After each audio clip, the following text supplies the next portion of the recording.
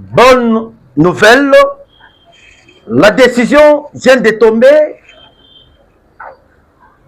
Jean-Pierre Mbemba vient de décider de fermer tous les ports illégaux de M. Joseph Kabila.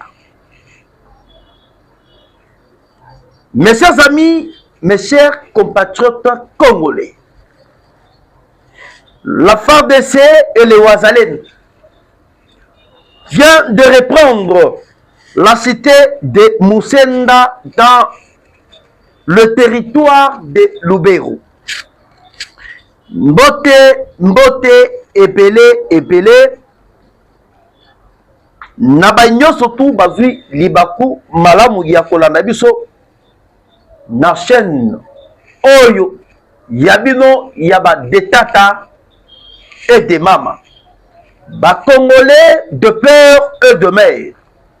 Mes chers amis, Bandeko Balandi, je pense que le lot qu'on peut partager, Nabino 3 points à l'ordre du jour. Il y a l'important par rapport, il y a décision. Oyo, moi, Namboka, Jean-Pierre Mbemba, Aouti Kozwa, il y a tous les ports illégaux. Et to comme un peu pour tanguer la bino, naba lié, naba province. Oyo, décision et outil kokwea. Pour que bakanga tous les ports illégaux. Une bonne décision attendue par le peuple congolais. Yami Balé Tokolobela, à ce qui concerne les affrontements qui ont eu lieu, aujourd'hui, dans le Nord Kivu, précisément dans le territoire de Lubero. Obooti Koyoka Bawazalendo, na FARDC, Bakati hémorragie, il y a avancement. Il y a rebelle du M23. Oh, basala qui na détermination, il y a qu'on percer vers Butembo. Tolinga qui Toyoka, mes chers amis, Butembo récupéré par le M23 et béni. Mais la grâce, il y a bravoure, il y a Bawazalendo. Non, détermination, il y a FARDC.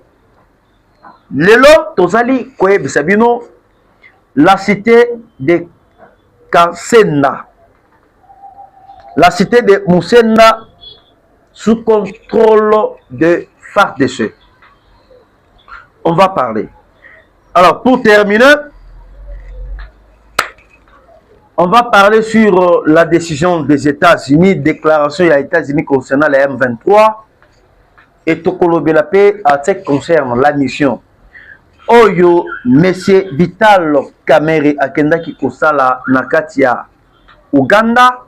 Et quelle a la décision et quel a été le compromis. Et quel a été le compromis? Le compromis, c'est-à-dire au pluriel. Oyo Kamerhe Akenda qui proposé et pas ya Kakuta Museveni. Et j'ai suivi Kamerhe parle que non, il est allé là-bas en Ouganda au nom du chef de l'État. Et comment est-ce que ces messieurs-ci cherchent comment jouer avec le nom du chef de l'État? Et comment est-ce que ces messieurs Vital Kamerhe cherchent toujours à salir le nom du chef de l'État? Tokolo Belayango. Alors, Tosengi Bino, Batoto Yetu, Batoto ya mama, Banduku Yetu, Bandeko Nabiso, Bana Nabiso, Bana Betubons. Abonnez-vous massivement sur notre chaîne. Partagez massivement sur notre chaîne. Et partagez massivement notre émission. Et n'oubliez pas de vous abonner massivement sur notre chaîne que vous suivez en temps réel. Alors, mes chers amis, actuellement, le masque vient de tomber. Merci beaucoup, Namboka Jean-Pierre Mbemba. La décision en tant que ministre des Transports. C'est une décision au peuple congolais. Avant qui cause là. Le long de ça, c'est non. tous les ports illégaux. Oyo ezalaki coopérer na côté ya Sud Kivu, côté ya Uvira, côté ya Kalemi, na côté ya oyo tobengi Nord Kivu. Bauti pour interdire fonctionnement Nabango par le ministre des Transports Jean-Pierre Memba. Neto Kotali Sebino par rapport à la décision oyo bauti kozwa ya kokanga tous les ports illégaux. Avantage ezali ndenge nini et désavantage ekozala ndenge nini. Na minute ndenge tosali koyeba Sebino, c'est une décision louable du vice-ministre des Transports Jean-Pierre Memba Kombo. Na minute ndenge tosali koyeba Sebino que Kabila azali coincé partout moyen. Et tous les plans, oyo bango bazali ko préférer commenter contre les régimes en place. Bazali na kati ya ko déverrouiller yango. Na minute oyo c'est que vous devrez retenir. Na baport oyo bakangi presque ya Kabila, on a bakangi à peu près 27 à 26 ports. Oyo, il y a un individu qui est M. Joseph Kabila. Na kati ya baport oyo bakangi na baport ya James Kabarebe. Le pays a été vendu. Lorsque le président Tshisekedi a vendu ki koloba que mboka oyo bateka ki yango et le pays ezalaki déjà enterré.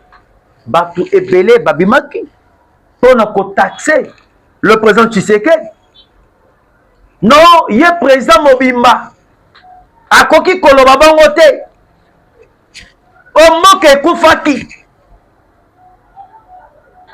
Ba Congolais ya faux qualité. Dans tous les secteurs, ba Rwandais va s'émerger. Maintenant, grâce à président Tshisekedi, comment récupérer petit à petit notre pays. Toi, tu peux savoir que James Kabarebe, un ancien chef d'état-major général, il y a armée, il y a Rwanda. Un ancien chef d'état-major général, il y a armée congolaise. Azali ko se retrouver na Congo na ba port. Na Congo et ba port oyo ya ye ezali na ba province stratégique. À part M. James Kabarebe oyo azalaki na ba port. Nous avons Mwanga Chouchou. Mwanga Chouchou oyo azalaki le roi de Rubaya. Parce que na Rubaya Mobimba, celui qui décidait c'était Mwanga Chouchou. Un député. Mais qui est un Rwandais du sang. Un Rwandais de père et de mère. Yépe azalaki na ba port. Na côté, il y a M. Joseph Kabila. Kabila azali ko posséder à peu près 26 ports. Oh, yaye. Mwanga Chouchou azali à peu près na 15 ports.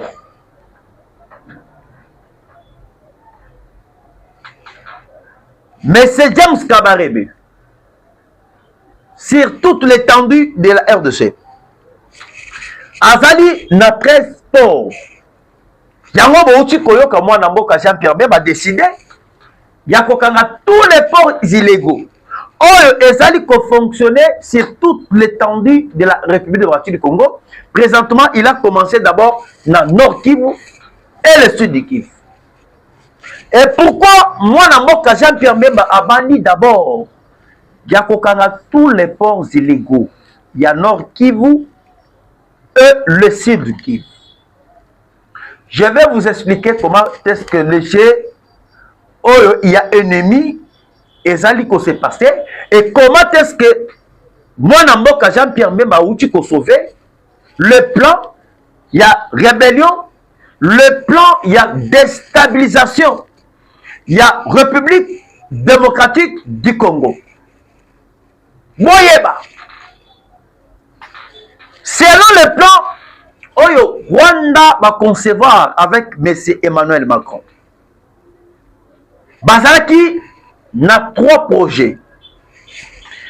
Premier projet, Balingaki pour que va assassiner le président Tshisekedi. Et ceux qui va arrêter un assassinat contre le président Tshisekedi, Bakoya na volé. Ya Oyo Tobengi rébellion. Ou soit na volé, il y a négociation.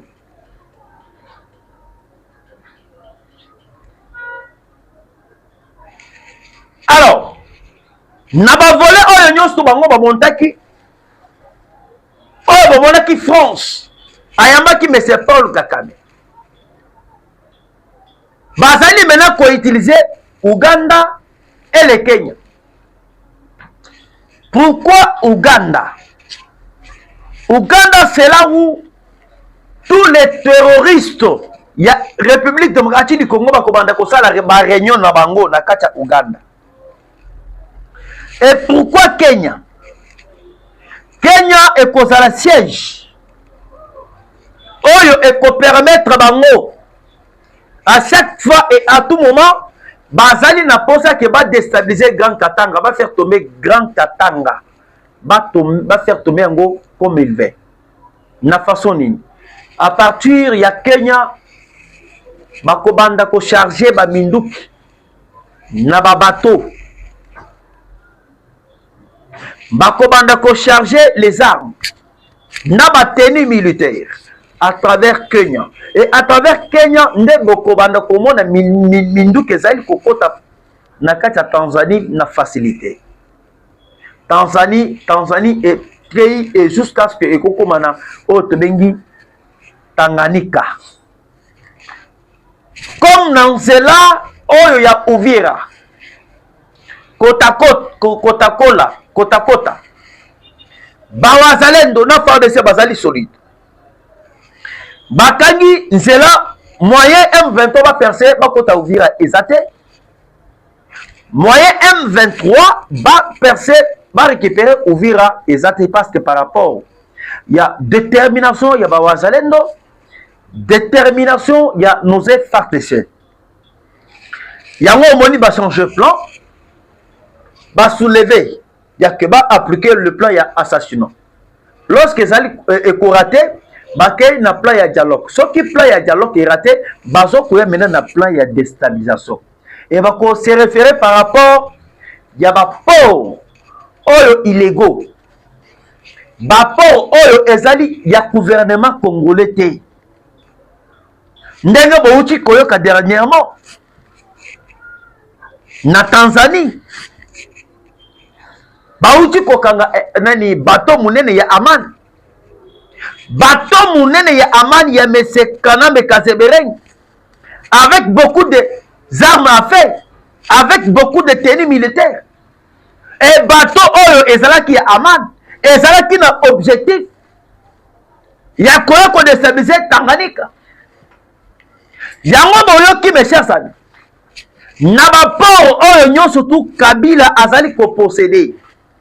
Nabapor, oh, yon surtout James Kabarebe Azali Nayango, Nazali ko expliquer bien que le ministre des Transports a aussi ko suspendre Yango yon surtout jusqu'à la nouvelle ordre. Hein? Ba plan Nabino ezali mike. Bokoki komata kokita. Pour que bo éliminer Tshisekedi azali toujours wana. Bat nyonso oyo bozali komona bakatumbi, bakabila, ba Denis Sanga, ba Fang Dong, bazalaki trop sûr. Pona bango bayabaki ke Tshisekedi akokufa.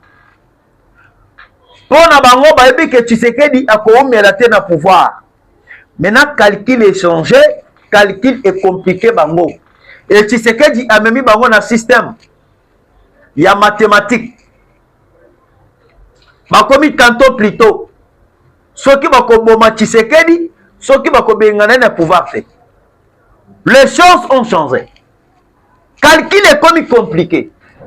Moi, je suis cotisé. Les gens qui ont comment est-ce que Bazali kolela. Na réunion au Basala qui na Belgique, balobi que non, nous sommes devant un morceau de livre. Et Kakame alobi na bunda na batu me batu o na bunda. Tshisekedi te. Tshisekedi te. Tshisekedi azali façon mosusu.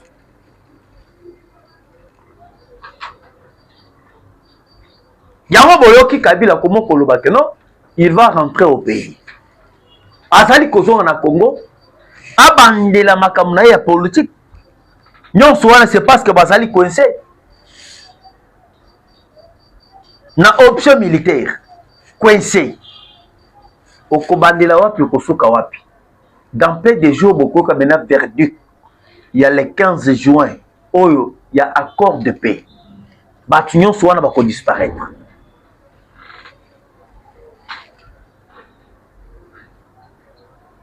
Et moi, je vais que interpeller le président Tshisekedi et tous ses collaborateurs. Vous voyez que le plan est en marche. Va monter un coup fabriqué par la France. Et coup oyo bango va fabriquer bazali na posa pour que Fachia se rende na Togo. Na Togo esika tata mokozamboka kokende.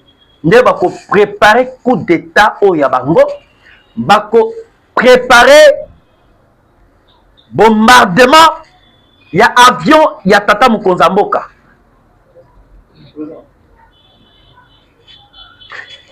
Et na minute oyo ndenge tozali kosolola nabino actuellement mes chers amis.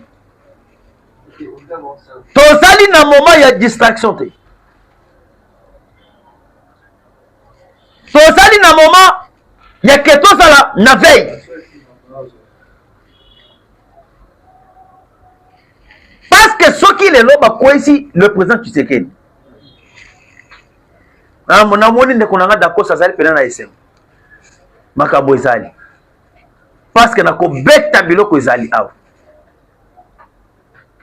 ya ba okuna bazali ko région da bananga te o ba mesana ko koma bato wana to yebi bango baza ebele na kotanga bino bakomo na bango awa et na minute o ndenge tozali ko yebisa bino awa le président Félix Tshisekedi bakoki koluka partout moyen ba éliminer mais e kosimaka te azali na esika azali.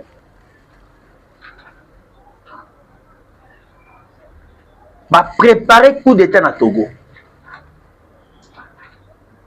Wana bato yo bazali na likopa wana izali France, Angleterre, Pologne. Na seul objectif, ce qui te s'est rapproché le 15 juin, na accord, Fachi Akekuna aux États-Unis, à vous connaissez ce qu'on bango. Yango bauti koyoka déclaration ya États-Unis. États-Unis alobi bazali koyeba te fonctionnement na fonctionnalité ya M23. Bayebi bango te na ba pour parler ya négociation. Là ezali l'administration américaine. Bango balobi ya bayebi nanga te, bayebi Kabila te, bayebi Frank Diongo te, bayebi Katumbi te. Selon les États-Unis d'Amérique, bango balobi, bango bayebi kaka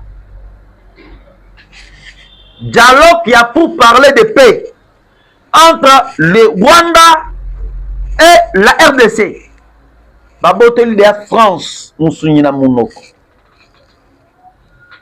Yango tosali koyebi sebino, ils sont en train de se préparer par tout moyen. Comment faire l'échec au président Tshisekedi? Comment empêcher Tshisekedi d'aller aux États-Unis et signer les accords officiels avec les États-Unis? nayebi sarabino ke kosala rébellion ezali lipa nango bate ngana yebi sarabino que parmi le pays du monde qui finance ba rébellion ba coup d'état, il y a que les États-Unis et la France. Parmi le pays qui soutient les terroristes au monde, les États-Unis et la France. Mais bon, dans la dimension, il y a tactique, dimension, il y a politique, il y a le président Félix Tshisekedi. Fati Amoni non, ndenge ba français na ba américain ba financer toujours ba terroristes. A béni les États-Unis à Baxi France. Et lorsque le président a béni les États-Unis maintenant cherchent maintenant s'accaparer. Il y a que France nega mesana koyiba ba écarté. Et France a bon déjà que non na ali makambo ezali koya moyen asa la coup d'état exact parce que bateau basal na expertise ya kosala ba coup d'état na Afrique. Ce sont les Américains basal au-delà ya yé. C'est pour cela, dans la minute où France a écarté. Et France a écarté la faucine. Il y a que Azo par des cartons pour que Azo ait intérêt. Mais dans la minute où, mes chers amis, laissez-moi vous dire, c'est déjà trop tard. C'est déjà trop tard. Net Nazali Koué Bessebino. Tokokota na point ya Mese Vital Kamere. Oyo akendaki nakacha Uganda après avoir kokota réunion stratégique avec les Nanga. Kamere bakutanaki na Kakuta Museveni. Na bakakuta Museveni. Yemo kwa personne. Na makam oyo bakutani na Kakuta Museveni balobini. Basololi nini.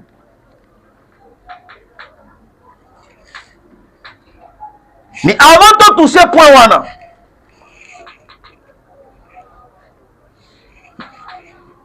nazali quoi informer bino, mes chers amis. Nous avons une bonne nouvelle de nos FARDC et les Ouazalènes. Na minute oyo FARDC na ba Ouazalendo ba récupérer Musenda. Musenda ezali cité stratégique de Butembo. Musenda ezali na territoire de Lubero. Dernièrement, bomonaki comment est-ce que ba M23 ba kotaki ba salaki ba sabotage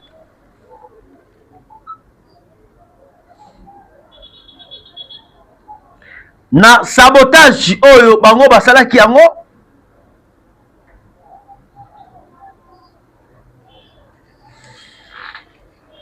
basalaki na seul objectif de percer Beni et voir même Butembo. Alors na minute oyo ndenge tozali koyebisa bino le Ouazalendo bauti ko récupérer Musenda. Parce que Musenda ezali na Musenda c'est dans les longues du lac Édouard. Oyo bango bazalaki na seul objectif ya ko contrôler lac Édouard babanda ko exploiter ba pétrole.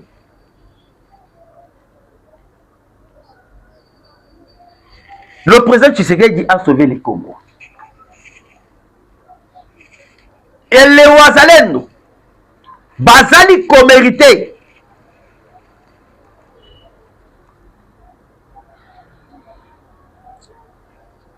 na Musenda oyo balingaki baya ko installer base na bango militaire. Soki ke bango bazwaka kaka toujours chance ya ko installer base militaire oyo ya bango ya ba M23 yeba ke bosana yango. Tolingaki tolobela likambo ya Beni te, tolingaki tolobela likambo oyo etali Butembo te. Maintenant lelo grâce ya bravoure ya ba Ouazalendo Butembo ezali sauvé Musenda ezali récupéré par nos jeunes Wazalendo et nos FARDC. Alors, na minute oyo ndenge to zali ko solola nabino bandeko de tata et de mam. Boyebake le dossier de M. Vital Kamerhe Nakacha Rwanda et Nakacha Uganda. Na Uganda, Kamerhe akendaki na des options.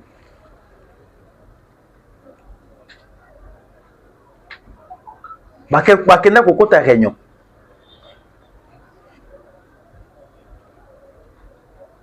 Pour combattre le président Tshisekedi. Comme le 2028 s'approche, Kamerhe est en train de chercher sa force extérieure. C'est-à-dire, dans un autre terme simple, mais c'est Vital Kamerhe azali koluka ba allié na ye. On va soutenir sur le plan militaire, sur le plan politique. Au moins, il va conseiller Ebele. Oyo basali zinga zinga tata mokonza mboka. Ce n'est pas dire que bango basali na mayele kolekanga. Ou bien bango basali sage plus que nous. Non. Et pour la personne comme Vital Kamerhe azali kobima na mboka oyo. Akei na mboka oyo ezali ko agresser le Congo. Mboka oyo ezali ko soutenir le M23. Il part là-bas librement, sans inquiétude. Et vous trouvez ça normal? On doit raisonner. On doit faire des analyses. Par-ci, par-là. Ndenganini, Rwanda et l'Ouganda bazali ba ennemi ya RDC. Et Kamerhe akei nakacha Uganda. Et lelo bakutani na kakuta Museveni. Kamerhe alobi nini? Selon communiqué ya batu na ye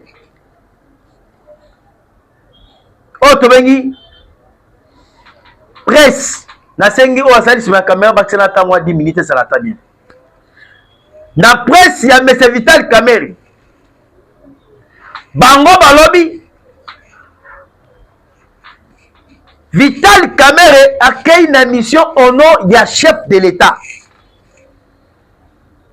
Botala kindokera na mboka oyo. Et tout ça c'est pour saluer d'abord le chef de l'État.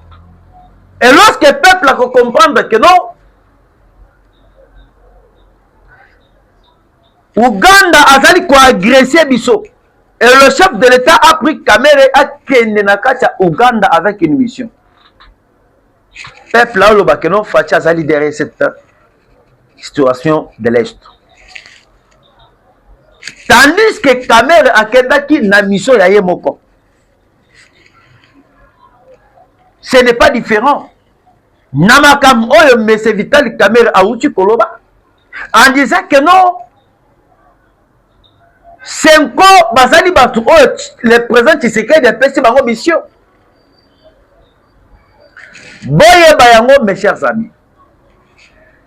Kamerhe a kolakisana d'abord tes positions actuellement. Parce que actuellement, azali koyi banan d'abord au sein de l'Union sacrée.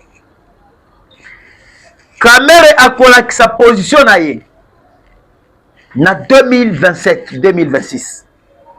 C'est ce que moi j'ai toujours demandé au président Tshisekedi. Comment est-ce que vous allez kozwa muntu oyo azali na ambition comme président de la République, mais vous le laissez librement et vous le laissez en train de se ressourcier na ba moyens nécessaires. Il y a que pour combattre en 2028. Kamerhe na objectif akendaki na kacha Uganda. Akendaki kokutana na Museveni pour que Museveni a rassuré ye. Pour que Kakuta Museveni a soutenir M. Vital Kamerhe aux élections de 2028. Si au cas où il y aura les élections, va soutenir mais c'est Vital Kamerhe. Et ils ont eu des arrangements entre eux. Nandenge Kamerhe asengi epai Kakuta Museveni. Kamerhe asengi poete mokolo oyo bako soutenir ye akozala président dans ce pays bako kamata Lac Albert, Lac Edouard, Kivette Central bako pesa Museveni. Bazali na ba biloko ebele bango bake ko solola kuna na kati ya Uganda.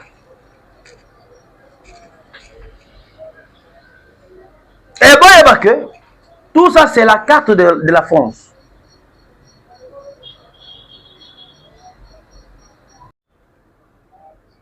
Tout ça c'est toujours le plan de la France. Souci na bango fachi mutu na ye ekoya na se.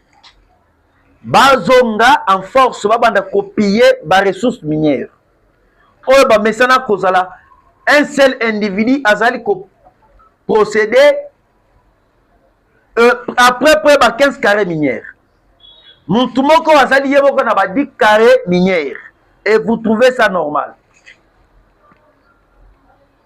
Et le lobo uti koyoka comment est-ce que makam oyo ezali kobima ya monsieur Nicolas Kazadi.